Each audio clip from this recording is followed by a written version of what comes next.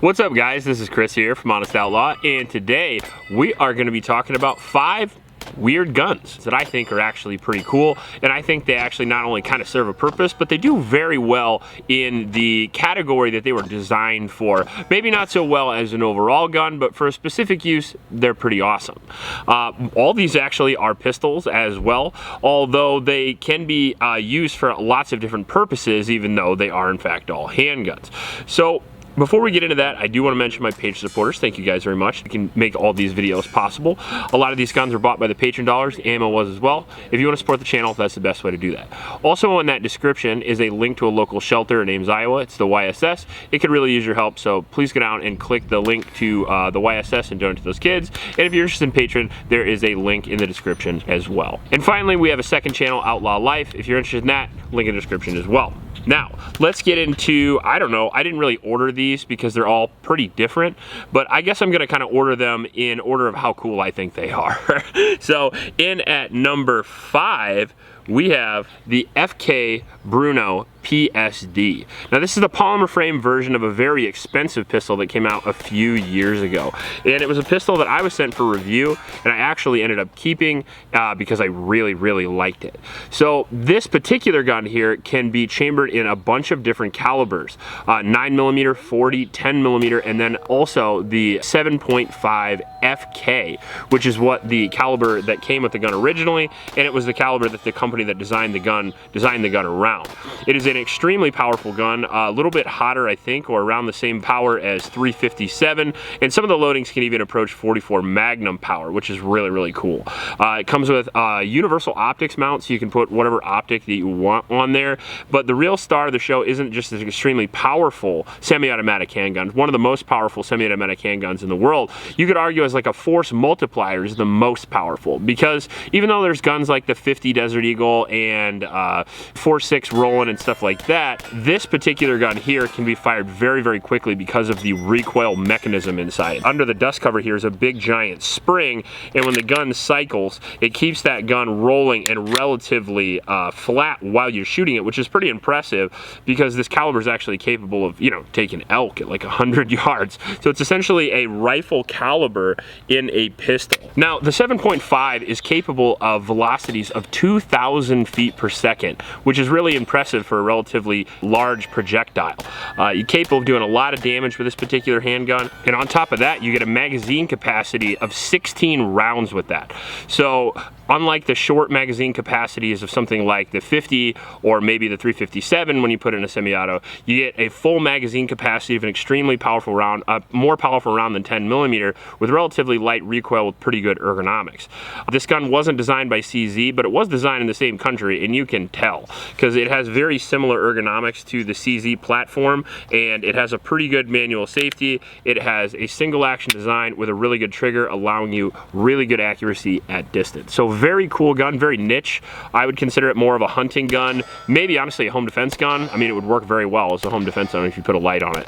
Other than that though, concealed carry, stuff like that, you're definitely out. But for if you were looking for a long range precision pistol that's a semi-automatic, if you're looking for a very powerful handgun that you could dump a lot of rounds through very quickly, if you're looking for penetration power on barriers, or if you're just generally looking for the coolest, badass, most hand cannon semi-auto you can get, the PSD is a pretty good choice, coming around 1,500 bucks.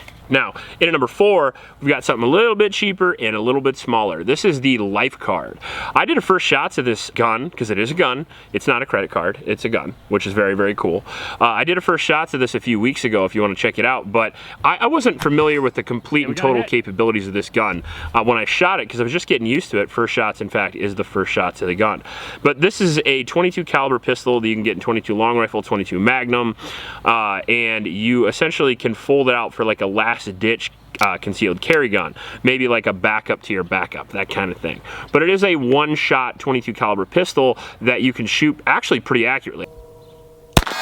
Got it. That's a hit. Suck it. I have a video on YouTube now where I shot this 3 times at 50 yards in a row, and then out of like 10, I hit like 7 or 8 out of 10 at 50 yards with this. So the trough sight is very rudimentary. The trigger is pretty garbage. The grip is terrible, but just like anything that is consistently accurate, ergonomics aside, you can eventually get used to it. You can actually get pretty good accuracy out of it. So let me show you here. This is how it comes right here. You can see Lifecard 22 on the front of it. You're gonna hit this to open it up, this to open the chamber here, single load, drop it, cock it, and then you obviously just pull the trigger to fire it.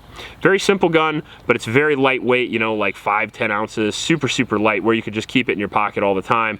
And it's some very, very cool James Bond shit that isn't super useful, but it is really, really cool. And it is accurate enough if you were to ever have to use it to, I don't know, shoot a squirrel with, because it's a 22. The gun comes in around $200 to $300 depending on where you see it. The MSRP is like $300. You can usually get them for about 200 bucks. Not an absolute carry gun, but still a very cool little unique piece of firearm technology. In number 3 here, we have one of my new favorite bang sticks. This is the Smith & Wesson 357 Magnum 8-shot SWAT edition. So this gun was originally designed, at least from what they told me at the gun shop, to be used with a SWAT shield, because they found out a lot of the semi-automatic guys were having problems having malfunctions with the slide coming back to the shield. So what they wanted is they wanted a high capacity but very small and lightweight gun, because if you're holding up a shield all the time and you're holding this up and you're standing indoors for long periods of time, it gets kind of irritating.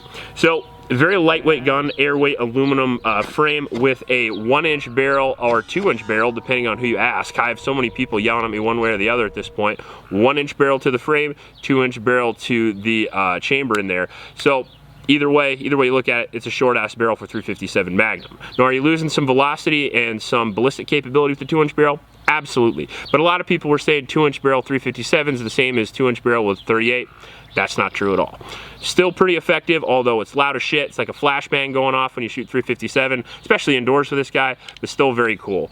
8-shot, ultra lightweight, very accurate, and yes, I've hit it 100 yards with this multiple times. Very, very fun. Big enough grip to hold well, and still small enough to concealed carry if you so choose. So if you're interested in a pretty formidable carry gun, this is a real cool way to go. Or if you just want to shoot a 2-inch 357 Magnum, this is also a pretty good way to go. Now, this is a performance center, so it is a little pricey, over the $1,000 mark, but it does come with awesome grips. You can see those wood grips are very, very beautiful. I think it comes with a titanium cylinder. All the controls are slicked up, including the trigger, which is, if you've never tried a Smith & Wesson Performance Center revolver trigger, you got to give it a shot. Very, very nice. Cool gun, deserves to be on this list for sure. In at number 2 here, we have just my little ray gun. I love this thing. Now, this is the KelTec P50. This thing reminds me of any gun I've ever seen in Star Wars, any sort of sci-fi movie that you could ever imagine, aliens, anything like this. This thing would fit right in. This thing is the closest thing to a ray gun I've ever owned in my life, and I love it. I love it for that. This pistol itself is kind of modeled after the PS90. It actually takes the same magazines here. We got a 50-round magazine inside there. And when you open up the gun to reload the damn thing, which is kind of a pain because KelTec guns are always cool and innovative, but they're made with pretty poor quality. That being said, this gun's actually pretty cheap, and the capability that you get out of this stamped thing is really, really cool. It kind of reminds me a little bit of a ray gun mixed with a grease gun. You know, a grease gun's such an unassuming gun from World War II that everybody thinks the Thompson is so much better than, when in reality the grease gun can kick the shit out of the Thompson. It just doesn't look as cool. This thing is not as slicked up as a B&T, but I've had no reliability problems with this thing so far. It takes 50 round 5.7 magazines, that whole swarm of bees mentality, and it's basically a PS90 in reverse, as you can see right there with the action system. They just kind of put it on the top instead of the bottom. We got a little bit of brace on there. We have a KelTec non-removable pistol grip there. This is actually the magazine release right here. This is the safety, and then you have a spot of Picatinny rail up there for anything you want to put up there as well, and then a full pick rail across the top with a threaded barrel that I think is an 8-inch barrel. Very, very cool design, coming in at under $1,000 in a couple of places that I've seen. Makes it a pretty formidable and pretty cool little PCC. Now, a lot of people discount 5.7, but for a plinking gun, it's a little expensive, I'll give you that. But for a home defense gun, I mean, 50 rounds of 5.7, you really feel unarmed with 50 rounds of 5.7? I know 5.7 is not ballistically as capable as 5.56, but I mean, I'd feel pretty comfortable with 50 rounds of 9, and 5.7 is pretty close to that. I mean, 50 rounds of anything inside a house that is a decent caliber. I mean, this thing is, I've never had any reliability issues. You can shoot it very, very quickly because of the low recoil, and you could put down quite the hail of gunfire with this bad boy. I like this a lot because it's cheap. It's a cool entryway into getting like a unique little space gun. It's fun to shoot, and even though it's a KelTec, it's actually reliable. Now, in at number 1, we are gonna have, of course, the Alien pistol. How could we not? It's probably the weirdest gun that I own, and it's probably one of the most effective guns I own. If you have been living under a rock, the Alien pistol came out in 2020, and it's been relatively impossible to find ever since then. Partly because only a few were shipped into the country, partly because they only have one distributor, partly because they are extremely expensive, coming in at $4,000, and just generally because that's kind of the vibe that I feel like they're going for. Unobtainable, very cool, very slick. It's like, you know, the Batman of guns. So as you can see here, there's a lot going on with the Alien that looks very unique. We'll start from the top and go to the bottom, that way I don't lose track. So first we have the red dot mounted slide, which you would argue is not very unique. However, you would be wrong, because this whole top lever here can pop off with one push of a pin. I don't want to do it because I'm lazy, but if you push this pin out, you can tap this little thing, pull the whole top rail off, and then you can put a iron sight top rail on top. And now you guys are thinking, man, that would be cool if it held 0. Well, it actually does. I've actually taken this off now 2 or 3 times and replaced it, and it's held 0, or at least very, very close every single time. So you really do have the ability to kind of slap on a red dot or slap on iron sights whenever you so choose. Going down a little bit further here, we have the very unique slide and barrel axis. So now this is going to have the most unique recoil impulse of any gun you ever fired, and I guarantee that. Everybody that I've had shoot this, we actually took this to GunCon, and we were playing around with that. I had a bunch of other influencers shoot it as well, because it's a very rare gun. And everybody commented on how it's a little bit of a learning curve to get used to it, because it does have an extremely low bore axis, to the point to where, you know, it's like the old bore axis guys when they used to talk about, man, if I could only get the axis all the way down right even with my hand. Well, they actually have.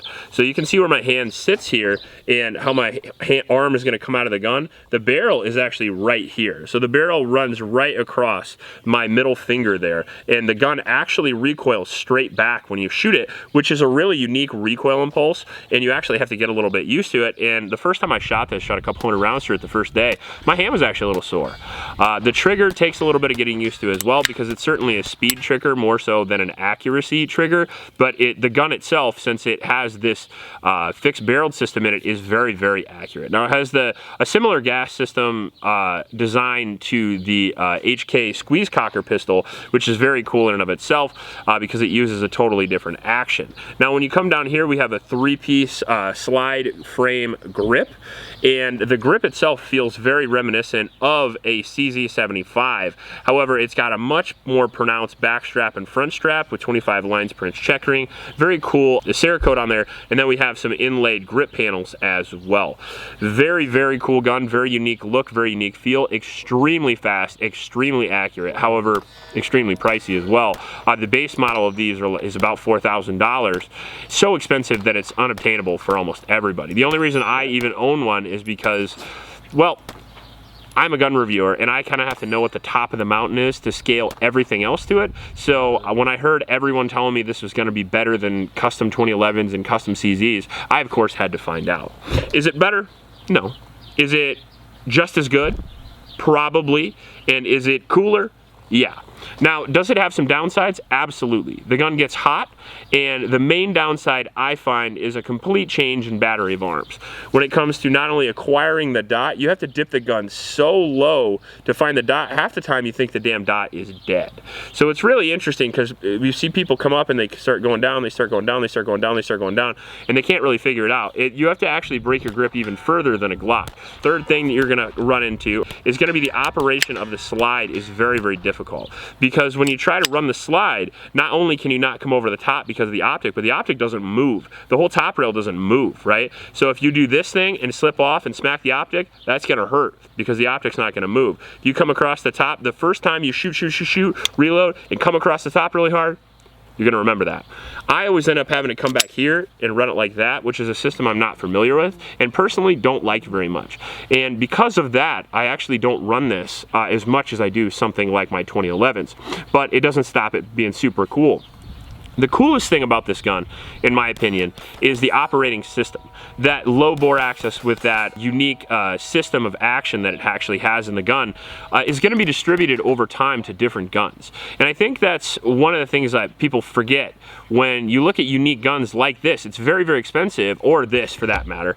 They're very, very expensive because of all the R&D that goes into the guns to create an entirely unique gun and system. AR-15s, AKs, they're so cheap because they've been standardized on like manufacturing equipment for 50 to 70 to 80 years, whereas this is a totally unique design that took them forever to try to figure out, and they have to recoup a lot of that design cost.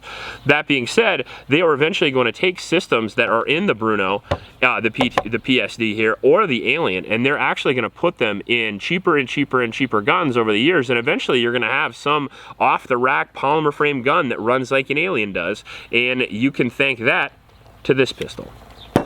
If you like this video, please like and subscribe. Please help out your local homeless shelters, and remember to recycle. I'll check you later.